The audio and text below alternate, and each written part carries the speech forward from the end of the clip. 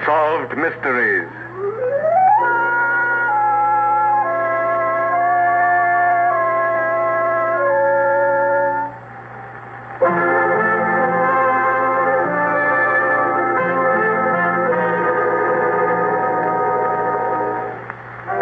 To white men who have lived all their lives in Africa, the feats performed by the witch doctors are beyond understanding. But anyone who has lived in Africa knows them to be true. Whereas those who have not lived in Africa dismiss these phenomena by saying, I don't believe it. The mere saying, I don't believe it, does not, however, dispose of the proven facts.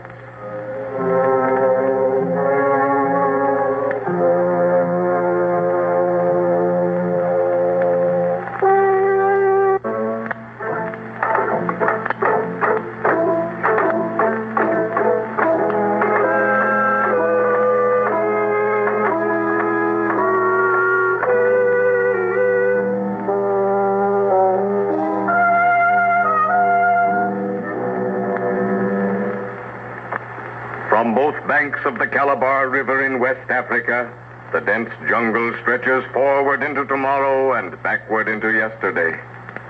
A soggy, muggy fog rises perpetually from the dank moss. And in the midst of this, nature's primal setting, Harry Hartley, an ivory trader, has made his home. An old hulk of a boat with masts cut away and superstructure remodeled floats on the Calabar River. And this is Harry's home. Tonight, the ivory trader is entertaining a safari bound for the Gold Coast. Natives, glistening black in the moonlight, carry away the empty dinner dishes as the guests, with Harry in their midst, settle down to coffee and cigars. Well, splendid dinner here, Hartley. And beautifully served. You have a very comfortable home here on the river. Oh, yeah. This old hulk has been my trading post and home combined for the best part of 60 years. Don't you ever long for your native country here, Hartley? Oh, once in a long, long while, perhaps I think of it. But this Africa is in my blood. Take me away from it and I would die. There's something about it that gets you. Sometimes you do think it's the jungle, and then you think it's the natives. Then you say to yourself, perhaps it's the witch doctors and their magic, and then you sum it all up and decide that it's Africa. You mentioned witch doctors here, Hartley.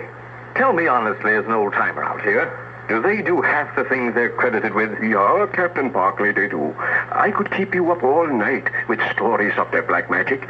I could make your blood run cold, telling you of some of the things I have seen with my own eyes.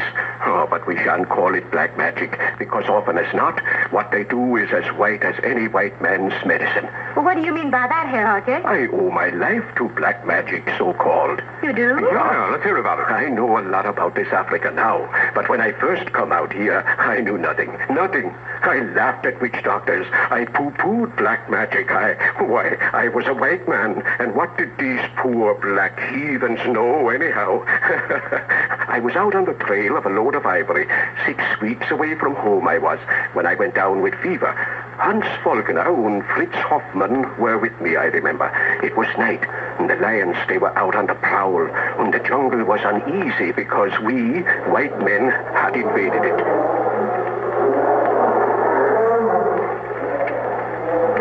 Got to make camp tonight, Harry, huh? Maybe so it is, Hans. I am tired. I think I have the fever. If it is the fever that you have, Harry, better it is that you take the quinine. Yeah, Fritz. Order the boys to make a fire. We can camp here, and when they have the baggage laid out, I will find the quinine and take it. Oh, boy. He made Boma here. This number one place, Bona, for make camp. You fix him number one Bona, I get him boys fix him Boma. Yeah, that's a good cooler. Here, Harry. Better you lie down here, yeah? Thank you, Fritz. Where is the quinine, Harry? In the baggage with the yellow waterproof covering.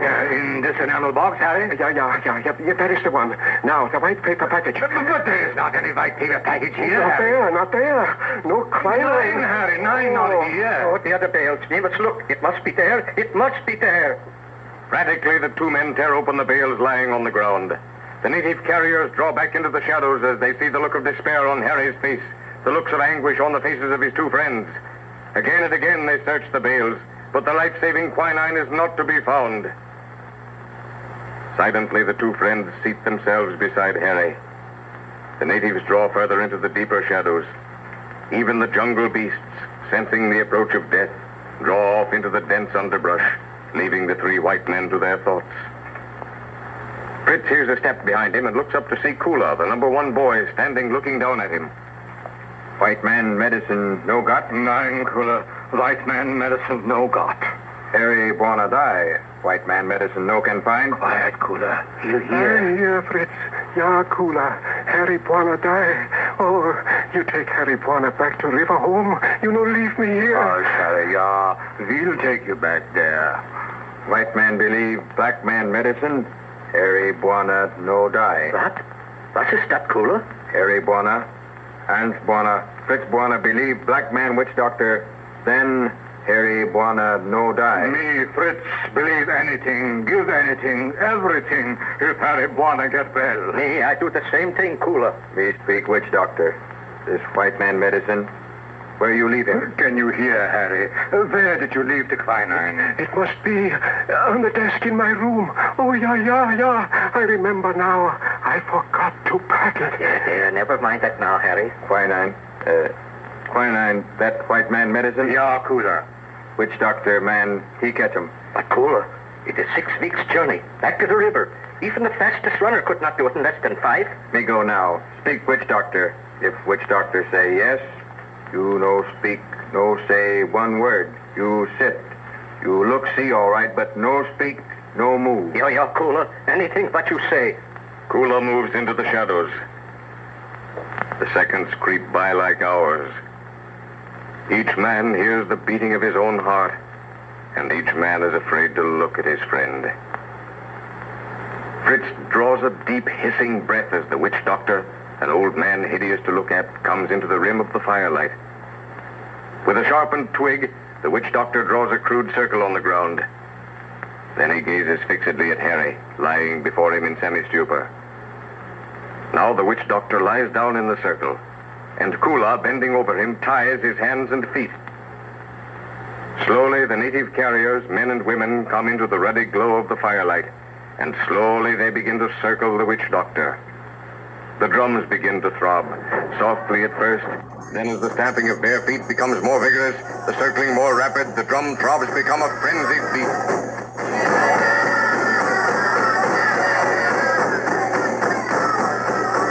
One by one, the natives fall exhausted to the ground. The long night drags on. The pale light of day breaks over the treetops and through the branches. One single ray of light falls on the witch doctor's feet.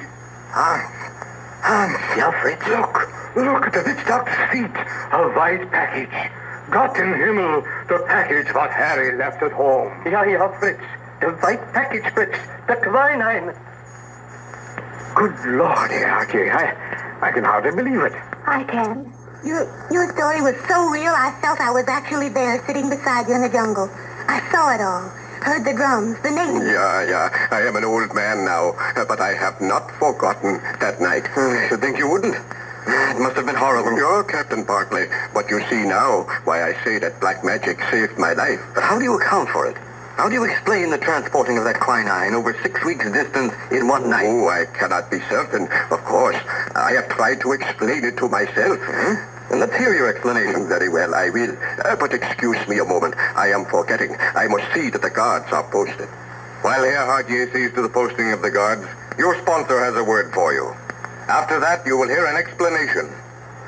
Inasmuch as all the characters of our story are long since dead, in bringing them back to life, the dramatized solution of this mystery must of necessity take considerable liberties with time.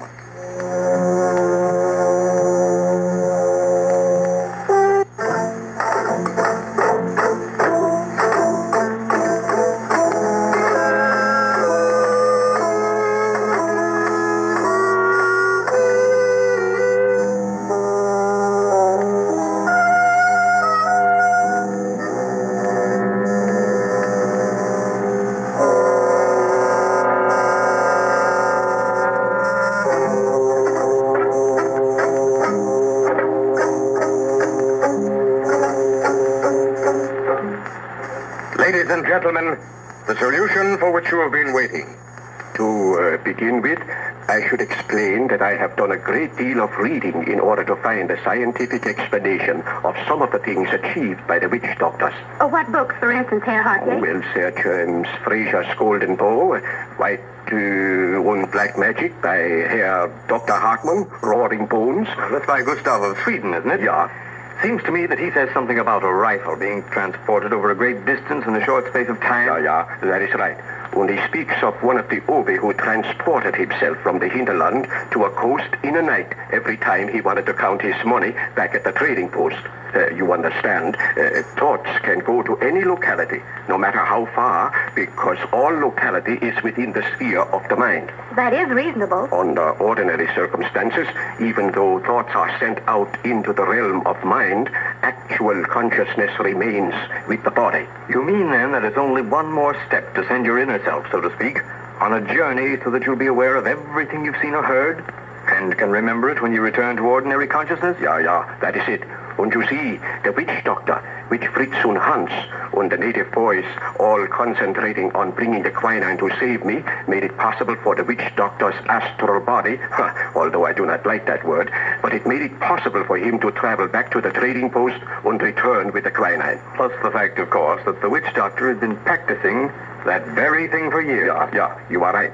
People forget to credit to other people the ability to do things that they themselves cannot do. Just as some people are inclined to think of the witch doctors as fakes. Well, I'll admit that after your story tonight, I'll never think of a witch doctor as a fake again.